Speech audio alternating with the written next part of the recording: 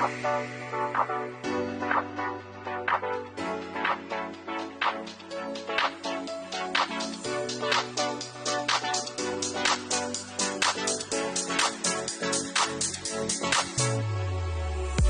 listening to the Dad Whisperer podcast with Dr. Michelle Watson Canfield. Be sure to follow her on Facebook, Instagram, and Twitter. You can find out more about Dr. Michelle at drmichellewatson.com. That's drmichellewatson.com. Here now is your host, Dr. Michelle Watson Canfield. Welcome, everyone. I'm Dr. Michelle Watson Canfield, the Dad Whisperer, and I'm so excited that you're here again today so that you as a dad can add more tools to your fathering toolbox. I'm so excited that every week we use the same grid on your mark, get set, go. So dads, I want you to picture yourselves standing side by side each other, getting ready to run your fathering race this week. And I'm on the sidelines as your coach, cheering you on and saying, on your mark, get set, go. On your mark is the topic or the theme. Get set. I'm going to fill that in with stories and stats. And go is always your practical action step where you can put your love for your daughters and your sons into action. Well, today I'm joined by a guest coach that I'm telling you, this is going to be a really fun conversation because this is a dad with two daughters who knows what he's talking about. And he's going to be sharing some secrets he's learned along the way about how to raise empowered daughters. So Phil Cooke is his name. He works at the intersection of faith, media, and culture. And he's pretty rare. A working producer in Hollywood with a PhD in theology. Oh, come on. Phil is also an author, a coach, a speaker. He's the founder and CEO of Cooke Media Group. He's produced media programming in more than 60 countries with a client list that includes studios and networks like Walt Disney, yeah, if you've ever heard of them, DreamWorks and USA Network, as well as major Christian organizations from Joel Osteen, Joyce Meyer, the Museum of the Bible, the Salvation Army, on it goes, even the YouVersion Bible app. Many more. But, you know, we only have so much time to talk about what Phil Cooke has done in his life. And today we're going to be talking about his new book, Maximize Your Influence, which is the ultimate reference book for pastors and Christian leaders in today's digital age. Phil and his wife Kathleen have been married since 1997. They have two grown daughters and two grandkids. So today we are titling, this is for On Your Mark, this conversation, Maximizing Your Influence in Your Daughter's Life.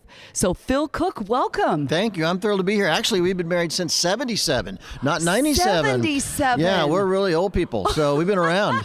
By the way, and you also said something rather not exactly accurate. You said I'm the father of two daughters who knows what he's talking about. I've never met the father of two daughters who knows what they're talking about. Okay, so, come on now. Yeah. Every dad listening is like high-fiving you right now. Oh, yeah. It's a point. strange new world out there. Two different languages, two different continents or planets, yeah, right, absolutely. if you will. So you're right. And even on the best of days, dads need a little bit more help in knowing how to connect with their daughters. We're often befuddled with what they do and how they think. That is a word I have not heard enough used lately, befuddled. Let's bring it back. Well, I love true. it. Well, today we're gonna be talking about how dads can dial in with more maximized influence in their daughters' lives. So I know that you have influence around the world, right? And well, we travel a lot. And I truly mean this, I'm so honored that you're here. So You're I would very just kind. love to say, I know we have a mutual friend, and she has actually told me that you are a dad who walks your talk at home.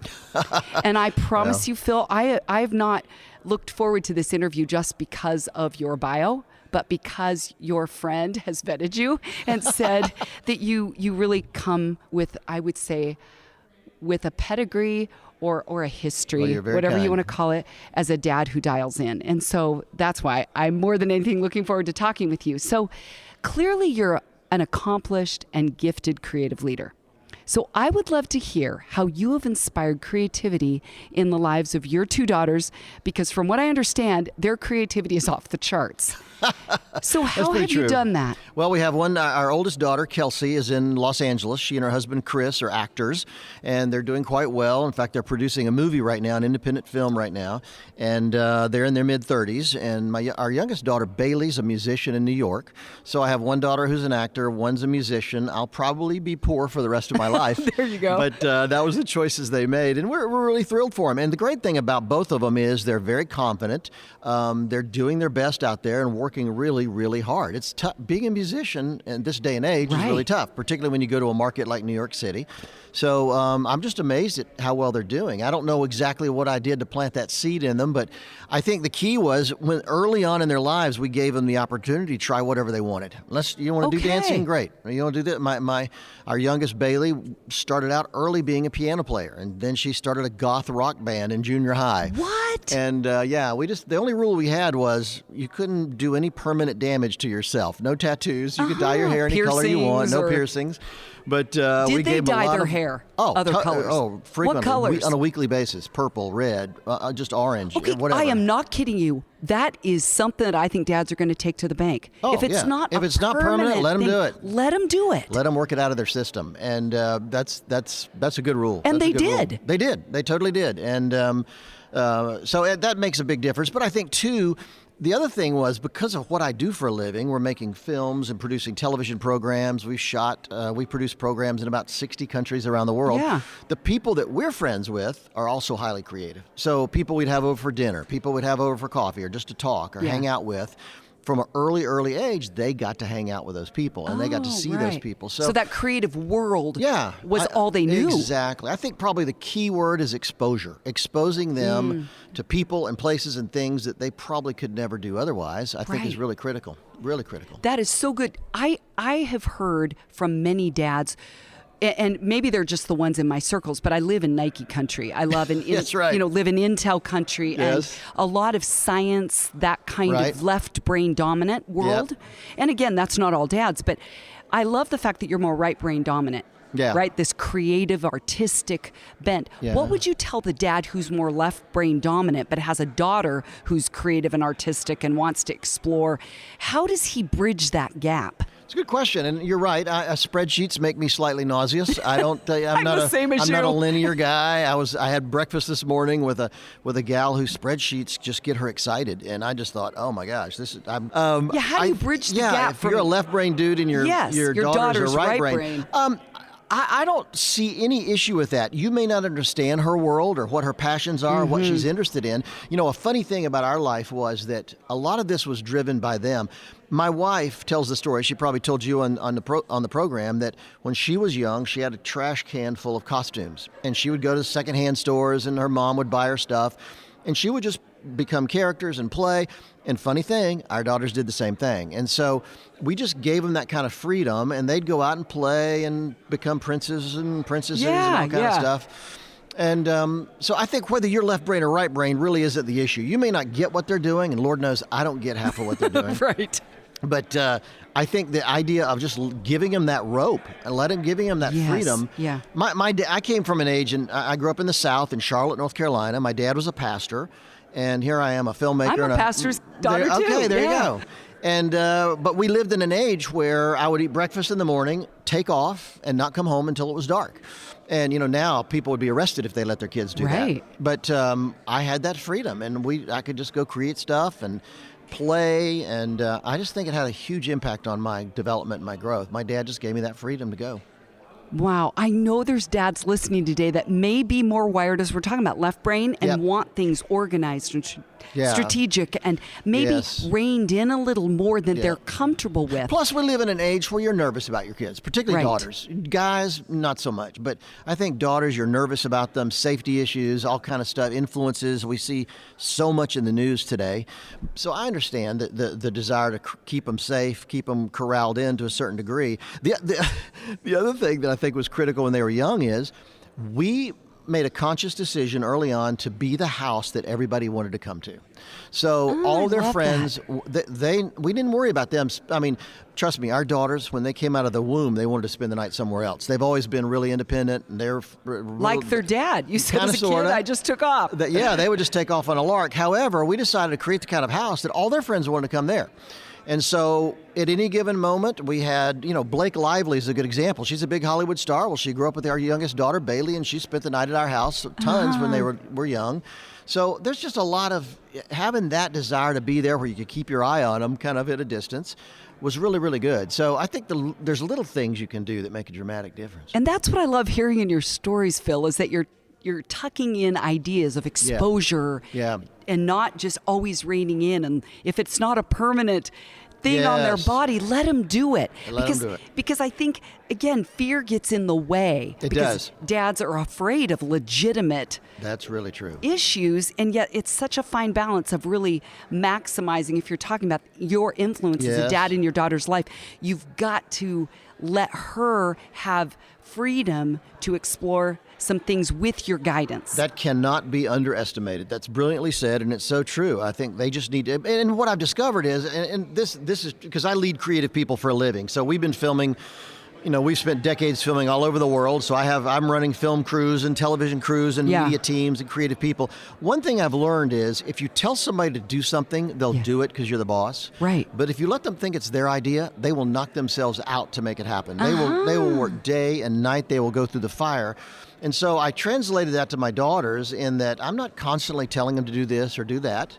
Just let them come up with the idea or let them think it's their idea. Okay. And they're going to go after it like crazy. So it's not a matter of telling them what to do all the time.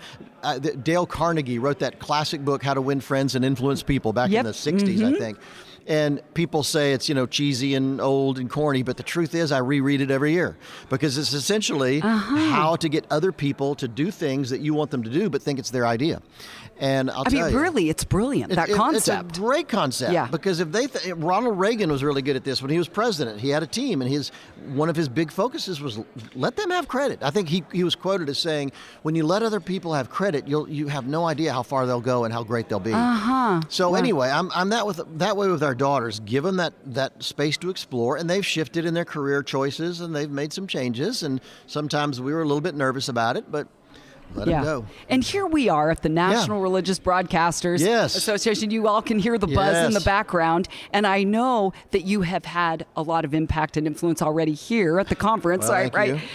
We're like, let's find a little window where we can talk. So speaking of that kind of power and influence, okay, I got a question for you. Please. How have you empowered your daughters to follow in your footsteps by being empowered and influential women?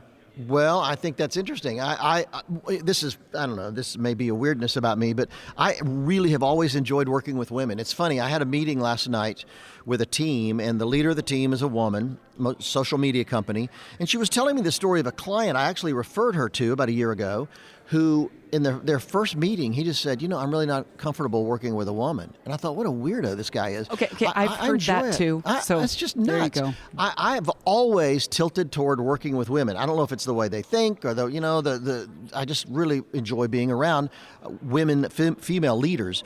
And as a result, I think I've given them the idea that there's nothing they can't be. They should be doing this. I'll tell you one funny thing, though. Our daughters have no interest in doing what I do for a living. Now, this may be interesting to your listeners. Okay. My daughters are not interested in going into what I want to do, at least through the company that we set up and the way we've done it. And our oldest daughter, Kelsey, did work for me for a while, kind of as an assistant, and she was terrific.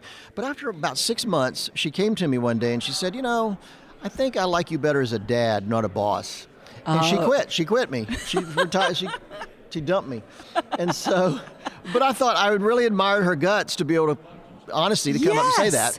And so we've had a great relationship ever since. So there you go. Isn't that something? And you're a dad that says, I'm okay if my daughter, okay, this is psychobabble, welcome to my world, separates and individuates. Yes, absolutely. You're just like, go. Because I work with a lot of organizations that are founded by strong leaders that just assume their children are going to follow them into what they do.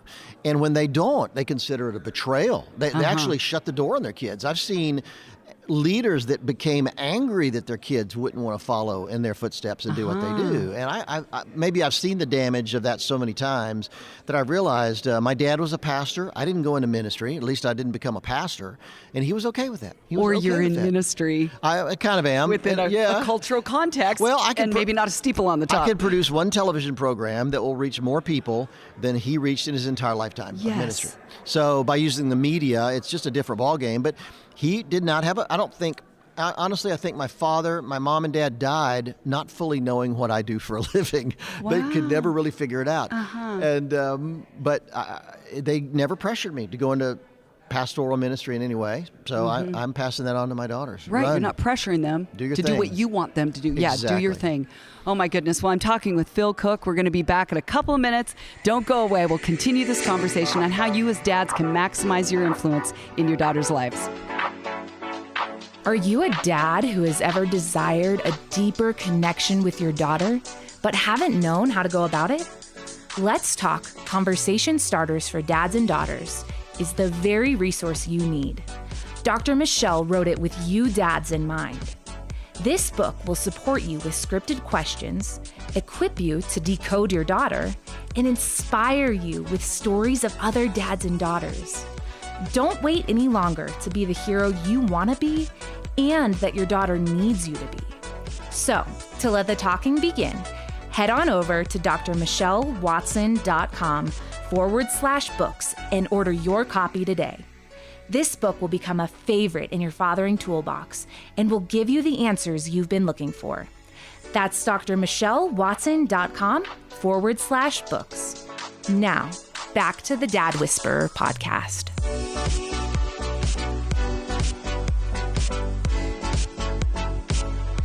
Well, we're back. I'm talking with Phil Cooke, a definite influencer in Hollywood. And not that that is what makes him what I would say a valued guest today, but it's really that he's a dad who's walked his talk, continues to walk his talk with 2 adult daughters who are creatives. Yep. And I want to go back to something you Sure. said in our first segment, Phil, about how you love working around women, Yeah. with women leaders. Yeah. I caught that you said women leaders, female leaders, not just love working with women. Right. Would you ever say, and this might be digging too deep from what you know of these women, but do you ever hear their father stories? Like I always Yeah. wonder if women that rise to the top and do well. Yes. I'm not talking about Right. women that rise to the top because they've slept their way there Yeah. or beat people, down I'm from to Hollywood. get there. I know those stories. Okay. But I'm talking about the women Yeah. that you respect them as Right. leaders.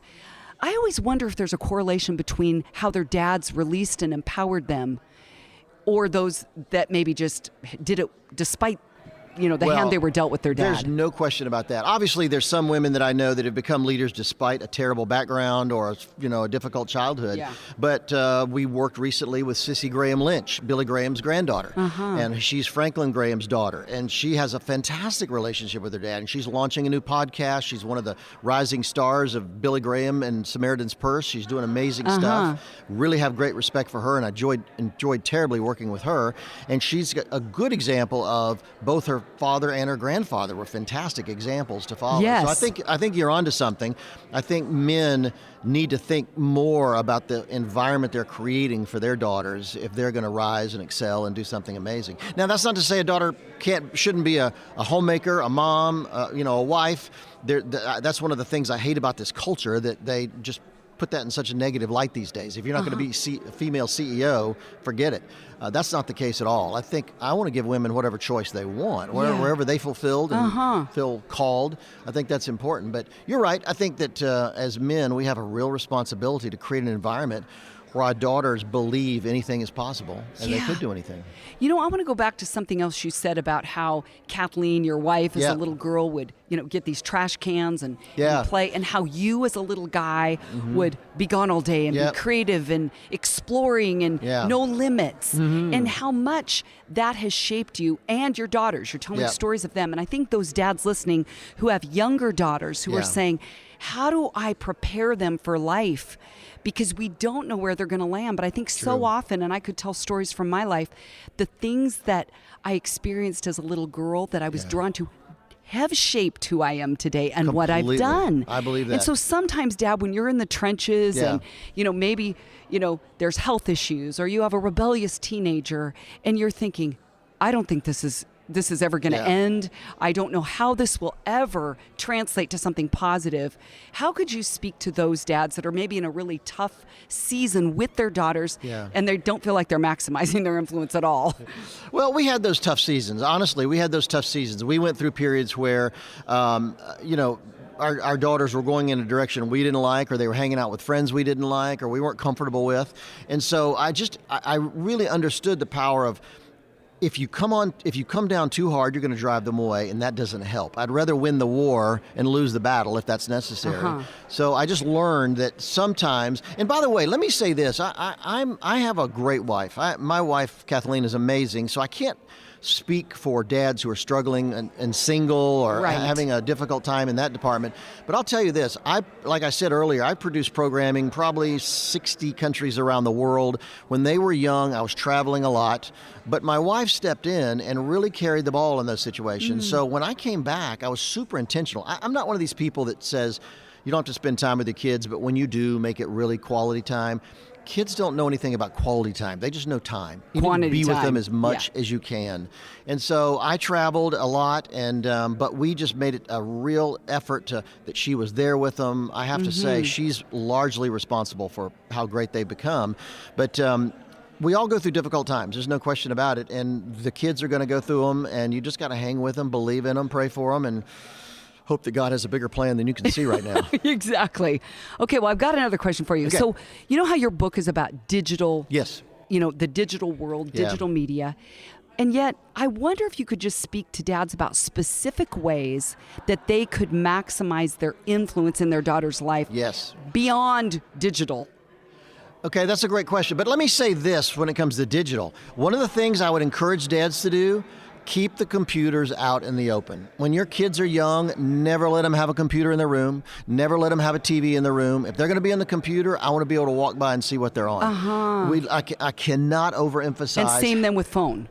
Same with the phone. I cannot overemphasize how easy it is to stumble on porn websites, abusive websites, crazy websites, things like that. And so we always were really careful about, hey, put the computer in the living room or in the hallway where we're going to be walking around and they know we're seeing it. So that's really critical. Okay, as long as we're kind of taking a scenic route here on that question. Okay. What would you say about like the amount of hours that kids, now I know that everyone is different and decides, but I mean, I think of clients that I have in my counseling practice where these teenagers are right in that, I would say that window where they are spending 6 hours a day. And I'm hearing all about every TikTok video and every Snap conversation that's consuming them to not be a creative. Yes. Actually, it works against you. It's funny. This is a really interesting point because people I work with in Hollywood and Silicon Valley, technological giants, they don't allow their kids to have a phone until they're in high school. It's amazing the number of kids, producers, technology experts, people like Steve Jobs wouldn't let his daughter have a phone until she was in high school. So many people tell me they're not letting their kids have computer access. They're not letting them have phone. They're keeping them off the screens. These are the most creative people on the planet, Hollywood people, Silicon Valley people. And if they're keeping it away, actively being intentional about how much they limit their kids' time on a computer, we need to be. And you know what? That might be something, Dad, that you could use right now. Because if your kids are like, well, everybody else go, I'm quoting Phil Cooke, who's saying his friends in Hollywood, he's in Hollywood, and a lot of kids are limiting screen time. So if your kids are influenced by movie stars and actresses and singers, you can say, actually, I heard it from Phil. Yeah, they're not having access. And it's so easy because, when we babysit our grandkids, we love having them over, but there are times when things are just chaotic and crazy, and I'm thinking, let me just put on a movie and keep them busy for a while. I got to go make this phone call. But I'll tell you just have to fight that. You have to fight it. And there are times, obviously, when we can enjoy a movie together or put something on they like. But the truth is, I'm just going to be really vigorous and rigorous and intentional about limiting their time because it's not helping their creativity. When you're consuming, you're not creating. Come on. So when you're looking at that scrolling screen, Yeah. you're not being creative. And so if you really want your kids to excel and do amazing stuff, do limit the screen time. So really, we're talking about maximizing your influence. We just took a scenic Yes. route to talk about digital, Yes. that whole field. And yet I see the correlation there. If Dad, you want to maximize Yeah. your influence, it's either your influence or media Yes. or digital influence. You get to choose. You get it's to either choose. going to be real FaceTime, Yes. person to person, me to you, looking at Yes. each other, or it's going to be a digital FaceTime. It is. And I think part of it is planning. When our daughters were little, let me just say, I had a sister. And then I had 2 daughters. I would have liked a son, but the risk of 3 daughters was too great, so we quit after 2. I'm one of 4 girls, my poor dad. So I've been going to dance recitals. I've gone to more dance recitals than anyone in the history of the universe. I've seen more dance recitals than you can imagine. But the truth is, if I can keep them away from the screens and on the stage performing, or we Yes. can give them Spanish lessons or make them cheerleaders or whatever, the more activities you can get young girls in, they love this. Yeah. Our 7-year-old just started softball, and she's terrible at it. She doesn't even know which direction to look. just started. You mean just started? Yeah. your granddaughter. Our Yes, okay. our 7-year-old granddaughter just started softball, and she's a hilarious to watch, but she's terrible at it. But she loves being with her little friends, and Right. so I just think that. And all those hours that she's doing that, she's not on a phone, she's not on a computer, she's just having fun. Yeah, So- and it doesn't matter if she's excelling at it. Yeah, oh, It's yeah. that she's involved in it. For girls, guys want to be experts, they want to be good at it. Girls, they want to have fun. Yeah, there you go. So back to that question. Yeah. How can dads maximize their influence? You've given lots of practical ways. Anything else? Be there for them. Be there for them, I think, is a big thing, because things happen. Here's the deal. Things happen all day long with my daughters and my granddaughters that I didn't see that coming. I don't know what's going on in their life. So just being there, I find the times that I'm in the car with them by myself, they just open up and talk. So I've had so many dads tell me, Oh, yeah. literally car ride conversations Yeah. are where the best things happen. They are. You're not looking at each other. It doesn't feel awkward. Yeah. And it's just amazing, those kind of moments. And so, I was never big on that date night thing with your daughter. I don't know. That was kind of weird See, to me. I love that. But okay, different strokes. Yeah, different I know. folks, Everybody try whatever. Yeah. But or that daddy-daughter dance thing, I Yeah. never went for that. But there were so many other things we could do. We Yeah, could that go did work swimming. for Yeah, you. that worked for us. And Yeah. just find what you're comfortable with, what she's comfortable with, and develop that relationship. I think it's so important. Is there anything else that as you look back, over your life that you say, this is what I did well as a dad, or here's what I would have done different had I known then what I know now?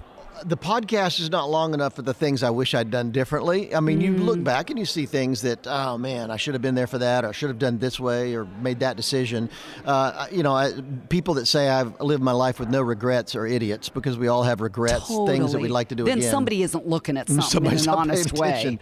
Yeah. But things that we did well, I don't know. I was just always an outdoor person. Always an outdoor person. I was a water skier, I was a swimmer, snow skier, and I just brought them along for the ride. And what's funny is most of those things, they don't enjoy that much, but they love being out there and trying. Yeah, with you. So, yeah, I think that's a real critical In fact, thing. I remember when I was about 5 years old fishing with my dad on the Yeah. San Francisco Pier. Oh, wow. I didn't like the smell. I Yes. didn't like the scales.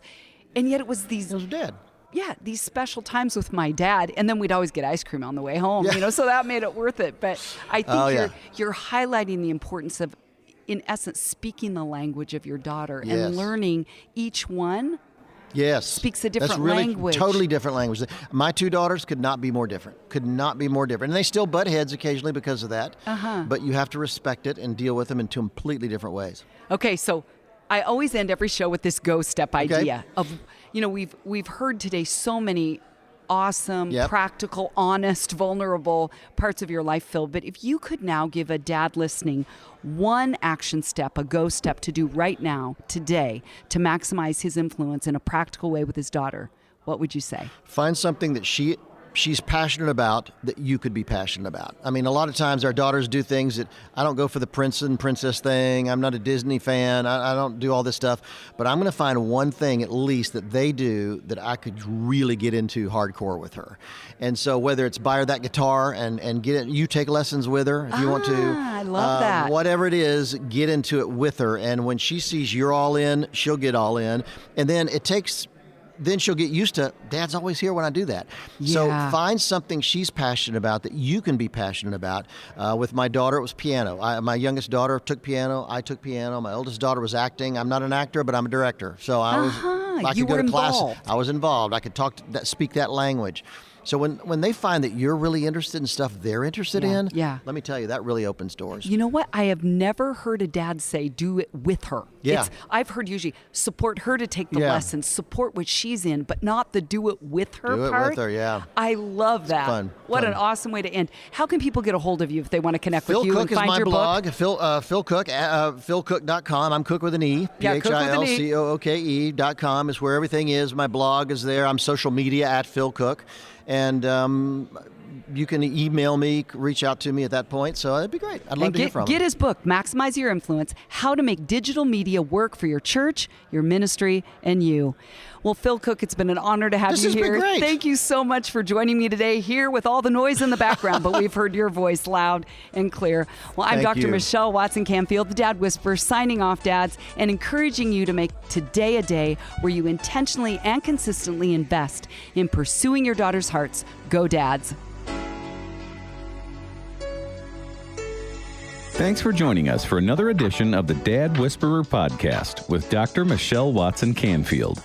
To find out how you can invite Dr. Michelle for your next event, go to drmichellewatson.com and click on the speaking tab. That's drmichellewatson.com.